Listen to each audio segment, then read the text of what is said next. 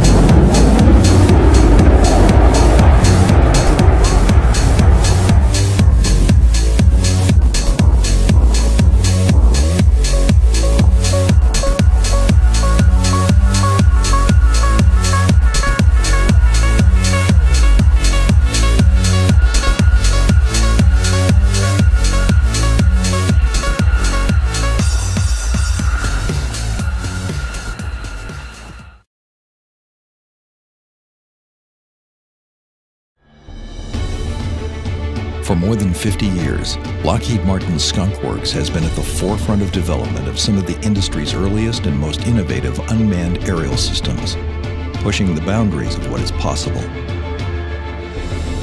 Stealth, persistence, materials, and altitude. Partnership and performance define us. Or unmanned systems we can talk about, and those we cannot. Today, Skunk Works is focused on driving the development of key capabilities that will define the next generation of unmanned aerial systems. Integration of proven technologies, leveraging manned and unmanned operational systems to maximize reuse of hardware and software. 24/7 persistence that is affordable, reliable, and provides continuous, actionable intelligence. Full-spectrum mission utility to make possible operations in any scenario and in any environment. Advanced signature control featuring cutting-edge multispectral stealth, communications, and bandwidth management to defeat detection and enable mission success. Open systems architecture designed to reduce system integration time and cost and make possible the affordable reuse of hardware, software, and systems. And true autonomy. Multi-vehicle control by a single operator.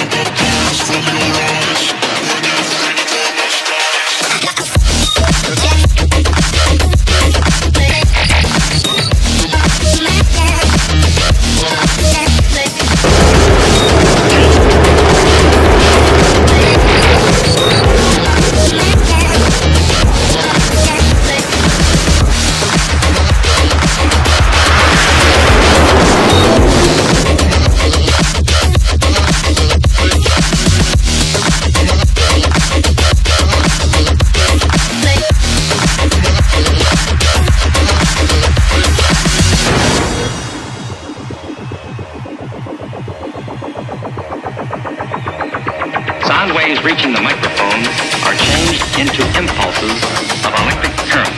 No need to worry about your pre-recorded music tapes being accidentally erased. It can't happen.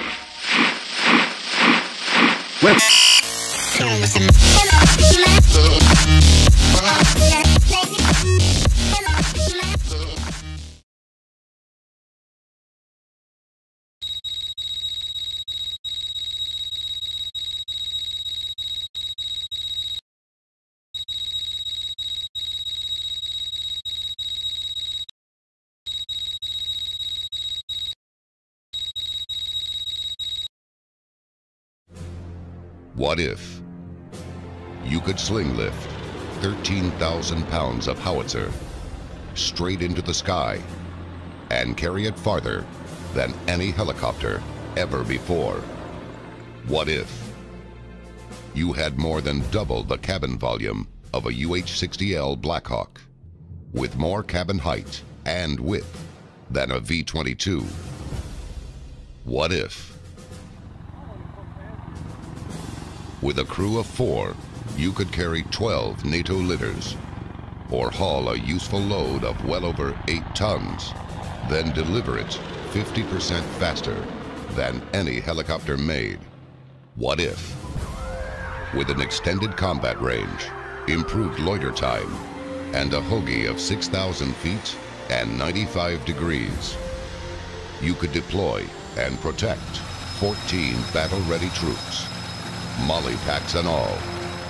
What if 2 side doors measuring 40 inches wide plus a ramp at the rear equaled 3 superb fast rope ports for special ops needs, and that ramp opened a gaping 6 by 6 foot hole to give you unparalleled access for rapid load in and load out?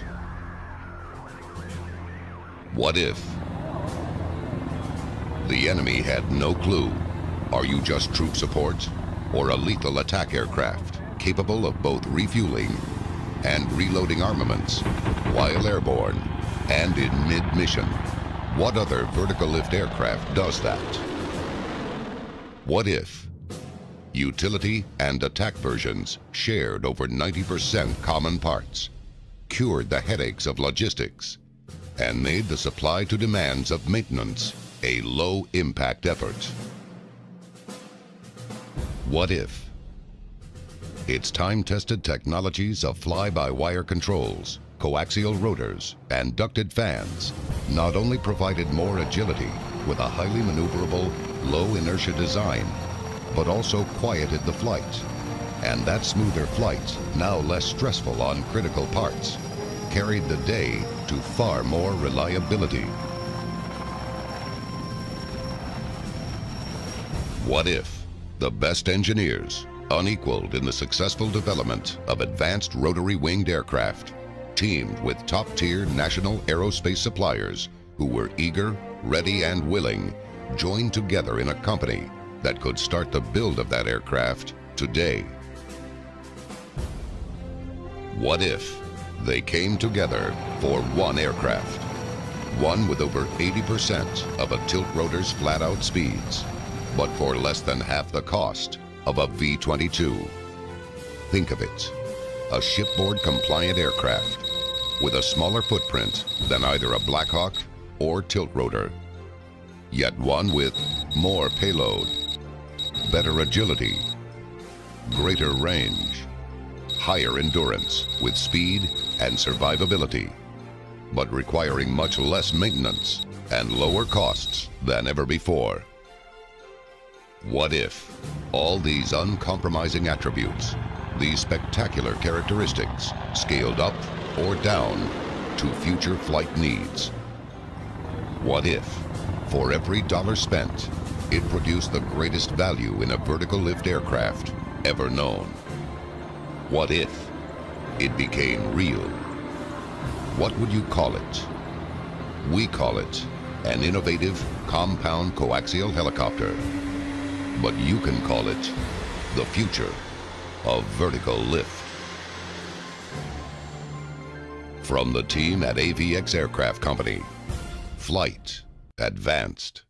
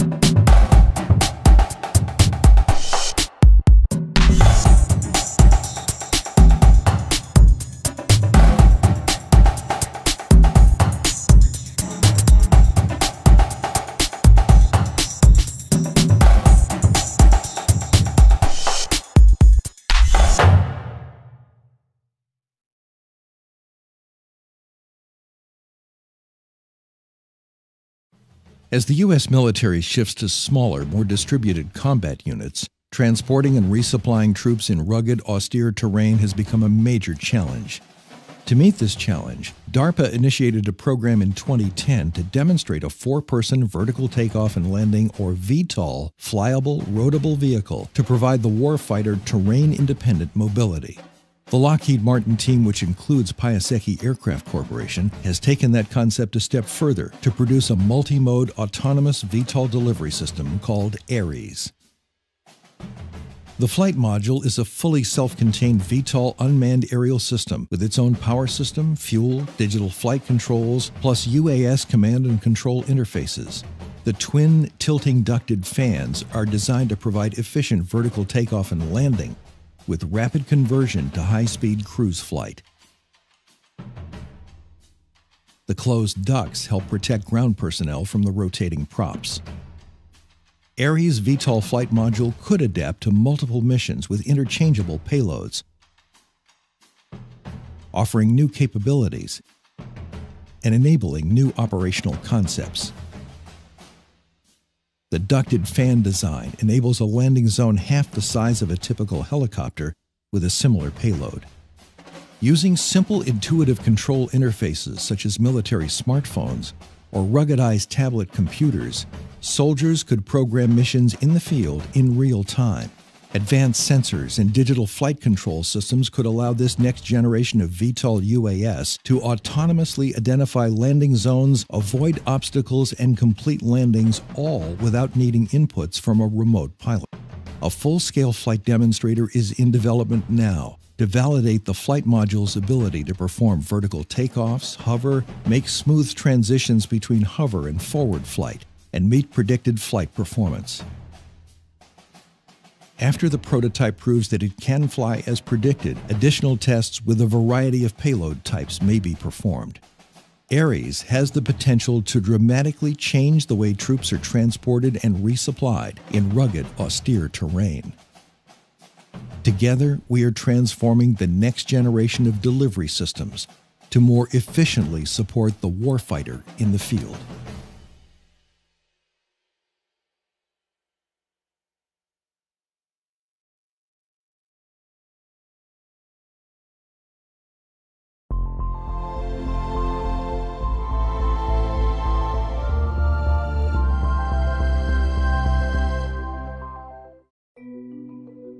I work at the Skunk Works, and it's got a legacy of doing the things that people don't think can be done. Flying very high, flying very fast, making airplanes invisible to radar. Where do we go next? You know, that's always the fun question. You know, right now our airplane designs are very reductionist. We have fuel over here. We have the cockpit. We have the engine. They're all separate parts. What if we could integrate those parts together in a holistic manner? Can we do things like embed the carbon nanotubes to make conductive structure so that information doesn't flow through a wire next to a structure, but literally flows through the structure? We'll be able to grow or make a structure that, say, is the skin of an aircraft, that inside of that is also contained the sensors, or the energy storage, or many different multiple functions. New materials that are on the lab bench right now, they can literally change shape on command. They can become almost a muscular material. We could have an airplane that optimizes its shape for the different flight conditions it's in. There's definitely a lot of amazing technology that's going on with the Lockheed Samurai, based on a small maple seed-like looking device. The fact that we can package enough energy for something like that to fly and still carry a sensor, a camera, enough control capability for it to fly is amazing to me. As we go forward, we're going to find new ways of using these unmanned vehicles. They'll probably be autonomous, so they'll be like UAVs, but carry cargo around where there are currently no infrastructure in place. We may have small swarms of small vehicles interacting with a larger vehicle that basically combines the information from that swarm. So maybe one vehicle flies a small distance and another vehicle learns from it and knows which way to fly. Probably what makes sense is a heterogeneous swarm. One where not every element of the swarm is the same. Some elements of the swarm carrying sensors, some carrying other types of electronics. So it's an adaptable system that can adapt to a changing environment and a changing future that is difficult for us to predict. The true value of research is not in the answer you get that you knew you were looking for, but the answer that you find that you didn't know to look for.